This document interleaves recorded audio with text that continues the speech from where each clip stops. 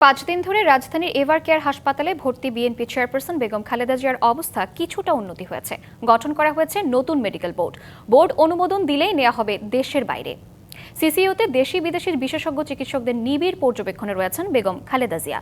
পুরো বিষয়ে লন্ডন থেকে নজর রাখছেন বিএনপির ভারপ্রাপ্ত চেয়ারম্যান তারেক রহমান ও তার স্ত্রী জুবাইদা রহমান। মায়ের অবস্থার উন্নতির তথ্য জেনে ফেসবুক পোস্টে শুকরিয়া জানিয়েছেন তারেক রহমান। এদিকে প্রতিদিনই হাসপাতালের সামনে ভিড় করছেন বিএনপির নেতাকর্মী ও শুভাকাঙ্ক্ষীরা। তবে সেখানে ভিড় না করতে সবার প্রতি অনুরোধ জানানো হয়েছে। বিএনপির চেয়ারপারসন বেগম খালেদা জিয়ার সবশেষ খবর জানাতে রাজধানীর এভার কেয়ার হাসপাতাল থেকে যুক্ত হচ্ছেন সহকর্মী আরিফুল ইসলাম। আরিফ, আমরা জানতে পেরেছি মেডিকেল বোর্ড গঠন হয়েছে, অবস্থার কিছুটা উন্নতিও হয়েছে বেগম খালেদা জিয়ার। আর কি তথ্য আছে আপনার কাছে এই বিষয়ে? শ্রাবন্তী, যে তথ্যটা দিয়েছেন আপনি সেটার সূত্র ধরে একটু বলতে চাই। গতকালকেও কিন্তু বেগম খালেদা জিয়ার কিডনির যে ডায়ালিসিস সেটা কিন্তু নিতে পেরেছেন। আর এই ডায়ালিসিস করার মাধ্যমে বোঝা যাচ্ছে যে তার শারীরিক অবস্থা ধীরে ধীরে উন্নতির দিকে। কারণ হচ্ছে ডায়ালিসিস তখনই কি নিতে পারেন যার শারীরিক অবস্থা উন্নতি হলে বা সেটার যে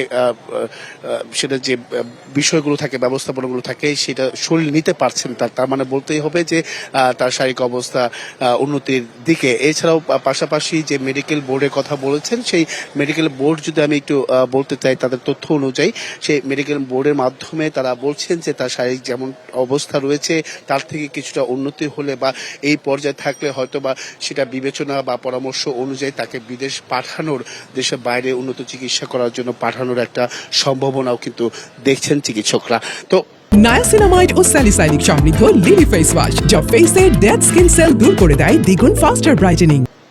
এক্ষেত্রে বলা যায় যে গতকালকে রাতেও কিডনির ডায়ালিসিস হয়েছে। আজকে মেডিকেল বোর্ড তারা কি বিষয় সিদ্ধান্ত নেবে সেটা হয়তো বা পরবর্তীতে সেই নতুন কোনো তথ্য থাকলে অবশ্যই সেই বিষয়টা জানার চেষ্টা করব। এর পাশাপাশি যদি আমি একটু বলতে চাই যে এইখানে মূলত বিএনপির পক্ষ থেকে বলা হয়েছে এই এভারকেয়ার হাসপাতালের সামনে নেতাকর্মীদের ঢল বা ভিড় জড়ো হওয়া সেটা থেকে বিরত থাকার প্রত্যেকের কাছে আহ্বান জানিয়েছেন এবং কি প্রত্যেকের কাছে দোয়াও চেয়েছেন। সেই বিষয়টা কিন্তু আমরা সকাল থেকে দেখেছি যে এই এভারকেয়ার হাসপাতালে তেমন কোনো ভিড় বা জড়ো হওয়া নেতাকর্মীদের সেটা কিন্তু আমরা দেখিনি।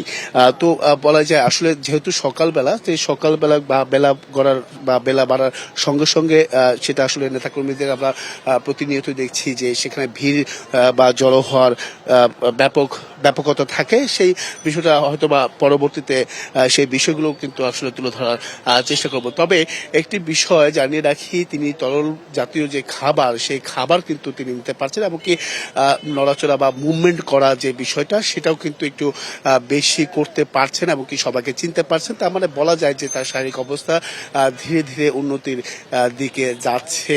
তো এই ছিল শ্রাবন্তী, এখান থেকে সব শেষ। পরবর্তী সংবাদে নতুন কোনো তথ্য পেলে অবশ্যই জানার চেষ্টা করবো শ্রাবন্তী। আরিফ, আপনাকে ধন্যবাদ।